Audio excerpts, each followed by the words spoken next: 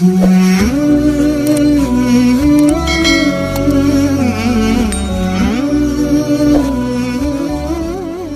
Ustadz, kenapa Allah menguji seorang hamba? Apa tak tahu Allah dia beriman atau tidak? Allah Maha tahu. Lalu kenapa diujinya? Allah mau kasih tahu si hamba itu dia layak tidak disebut beriman. Allah menguji apakah karena Allah tak tahu? Allah Maha tahu.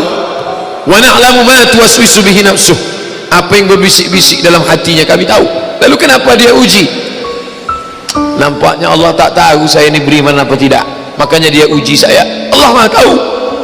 Wa huwal alimul khabir. Dia Maha tahu yang tersurat, yang tersirat, yang berbisik, yang terucap, dia tahu. Lalu kenapa dia uji?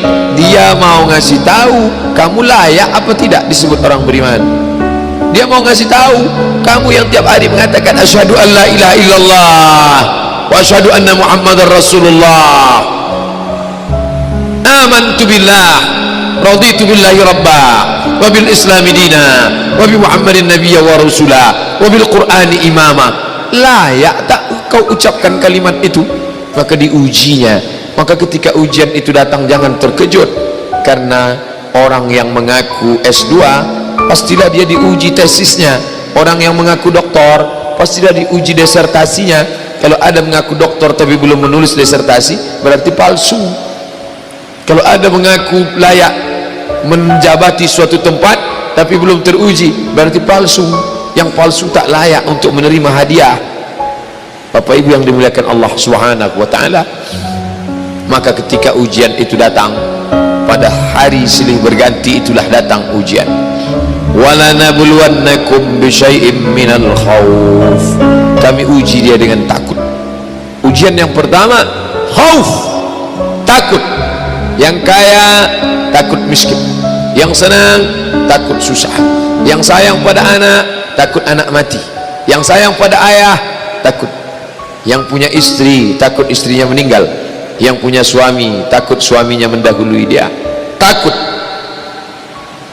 Apakah takut itu bisa membuat orang menjadi kafir? Ya, saking takutnya miskin menghalalkan segala cara yang mestinya bukan hak milik dia, dipindah alih nama, menyogok riswah, memakan dengan cara batil. Mengapa orang menjadi menghalalkan segala cara? Yang pertama karena takut. Betapa rasa takut kalau sudah menguasai orang, dia bisa membuat orang menghalalkan segala cara. Seorang istri terlalu takut kehilangan suami, bisa jadi dia menjadikan cara-cara yang tidak disyariatkan Allah.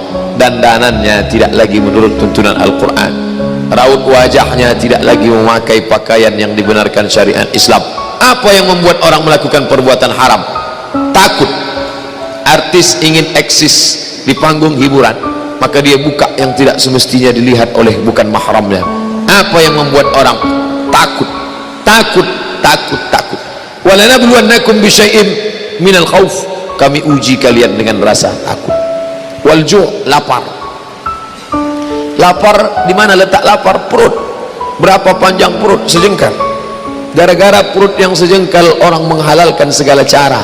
Sejengkal perut, sejengkal di atas pusar, sejengkal di bawah pusar. Nafsu perut, nafsu syahwat. Kedua-dua nafsu ini membuat orang menjadi menghalalkan segala cara haram. Mati, sakit, takut mati, takut sakit, takut susah, takut melarat. Wathamarat, takut buah-buahan hilang, takut paceklik, takut kemarau panjang, sampai-sampai meminta kepada setan, sampai-sampai memandikan kucing, sampai-sampai membuat sajen. Gara-gara apa itu semua? Takut, takut, takut. Wabasyiris sabirin. Berikanlah kabar gembira kepada orang-orang yang sabar. Siapa itu? Alladzina idza asabathum musibah. Orang-orang yang ketika dia ditimpakan ujian itu, apa kata mereka? Qalu, mereka berkata, inna lillah wa inna ilaihi raji'un. Jangankan harta kami, jangankan anak kami, jangankan suami kami, jangankan rumah kami, jangankan jabatan kami, inna lillah, diri kami ini pun milik Allah, bukan punya kami.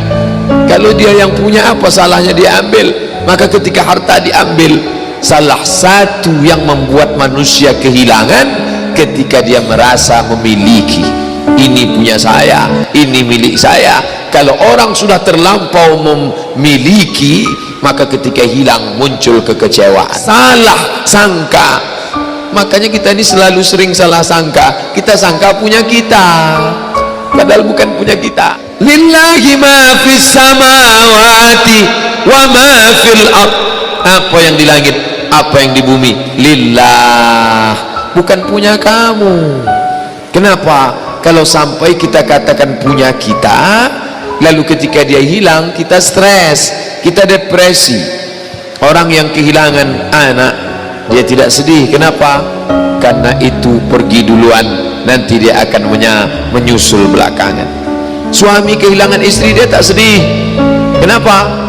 Karena sudah dibawanya ganti yang baru, Pak Ustaz. Bukan, dia tak sedih. Kenapa? Karena dia tahu nanti saya akan berjumpa dengan dia di tempat yang lebih kekal abadi. Sekarang kalau saya hidup sama-sama dia, dia tua, dia keriput, dia sakit, dia mati. Nanti saya berjumpa lagi dengan dia di mana? Di tempat kekal abadi yang tak pernah sakit, tak pernah mati.